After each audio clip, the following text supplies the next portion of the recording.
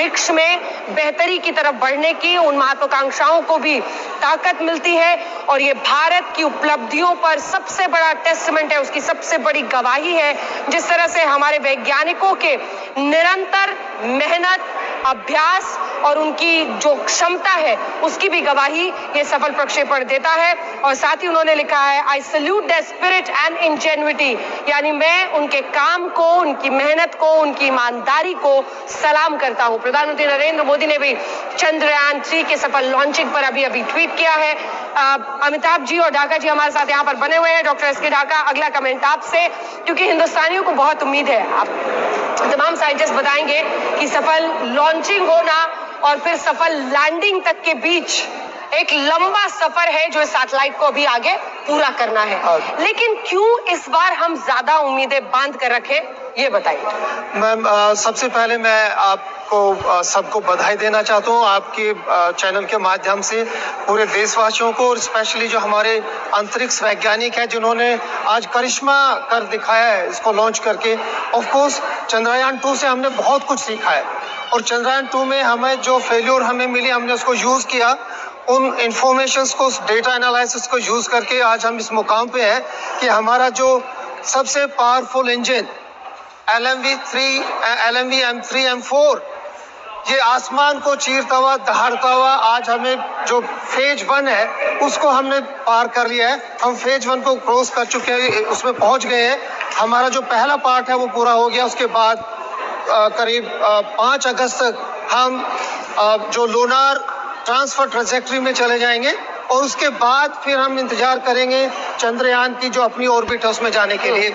और हमें पूरा भरोसा है, विश्वास है कि उस डेटा से जो हमने गलतियां जो हमने वो सीखा है उसको हम यूज करेंगे और इस बार हमारी सॉफ्ट लैंडिंग होगी, 100% होगी।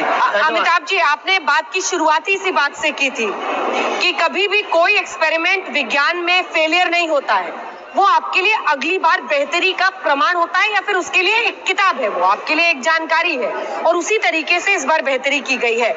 अब से कितने दिन बाद आप दोनों फिर मेरे साथ यहाँ पर होंगे और हम लोग सफल लैंडिंग को लेकर चर्चा करने वाले हैं, और तब तक कितनी उम्मीदें रखें अमिताभ जी, और किस तरह से ये आगे बढ़ते हुए आप देख रहे हैं वो ऐतिहासिक लम्हा भी हम दर्शकों को बार बार दिखा रहे हैं जब इसे लॉन्च किया गया। जी, हम 15 अगस्त के बाद अगस्त के आखिरी महीने में, आखिरी हफ्ते में मिलेंगे और इसमें जब लूनर ऑर्बिट में इंसर्शन हो जाएगा उसके पहले एक स्टेज आती है, जैसे अर्थ की ऑर्बिट से मैंने बताया ऑर्बिट बढ़ाते फिर आके इसको जो फाइनल जो थ्रस्ट दिया जाएगा वो फिर अर्थ की ग्रेविटी से निकल के लूनर ग्रेविटी के एरिया में चला जाएगा। तो उसके बाद फिर लूनर ऑर्बिट में इंसर्शन होगा, तो वो पॉइंट भी एक थोड़ा क्रिटिकल होता है, तो वो सही ढंग से उसको हम पकड़ पाएँ और फिर मून वहाँ पे हमको वहीं मिले जहाँ पे हम पहुँचे हैं। ठीक है, तो ये तैयारी हमारी पहले से पूरी, इसमें कोई ज़्यादा शक शुबा की गुंजाइश नहीं है। बस मून पे उतरने का जो काम है वो थोड़ा मुश्किल काम है, उसको भी हम इस बार सक्सेसफुली कर पाएंगे, इसकी पूरी उम्मीद। बिल्कुल। और अभी प्रसून जोशी, जाने माने लिरिसिस्ट, उन्होंने मुझे एक कविता इस पर लिखकर भेजी है, तो अगर लॉन्च वाला वीडियो और मुझे साथ में दिखा दे तो वो कविता मैं पढ़कर आपको सुना दूंगी, क्योंकि एक कविता उन्होंने चंद्रयान 3 के सफल लॉन्च पर लिखा है और वो कविता उन्होंने अभी लाइव मुझे भेजा है, जिसमें वो ये कहते हैं, अंतरिक्ष में गूंज उठे हम चंद्रयान का गान लिए, चांद तिरंगे रंग में रंगा नई एक पहचान लिए, मेरे भारत के वैज्ञानिक तुम गौरव हो भारत का,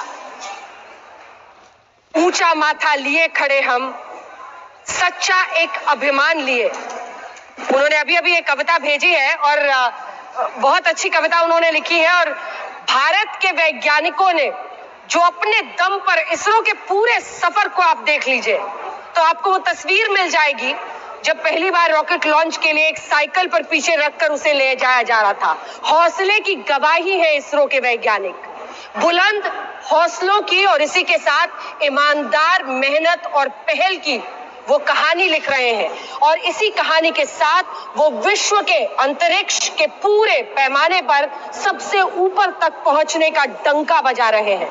आप कल्पना कीजिए कि किस तरह से इन वैज्ञानिकों ने पिछले, जैसा कि बताया गया वहां पर वैज्ञानिकों द्वारा, जो प्रोजेक्ट डायरेक्टर थे उन्होंने बताया कि कैसे उन्होंने बीते कुछ महीने अपने समर्पित कर दिए इस पूरे प्रोजेक्ट को। ना वो घर जाते हैं, ना किसी से मिलते जुलते हैं, क्योंकि सारा का सारा ध्यान, काम, मेहनत, लगन वो सिर्फ इस मिशन पर लगाते हैं। और आज इसीलिए हिंदुस्तान को गर्व है अपने वैज्ञानिकों पर।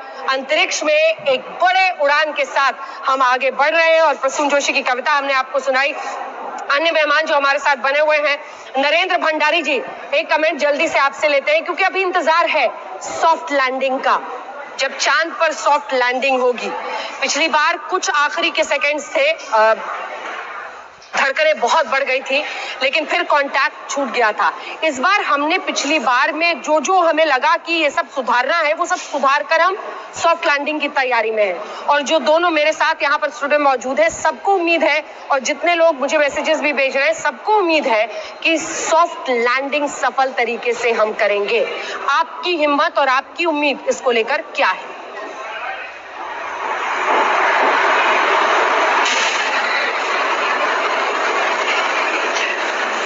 देखिए, जो चंद्रयान 2 था उसका ऑर्बिटर तो बहुत अच्छा था, अभी भी काम कर रहा है, लेकिन लैंडर और रोवर वो हमने नॉर्मल कंडीशन के हिसाब से उनका डिजाइन किया था।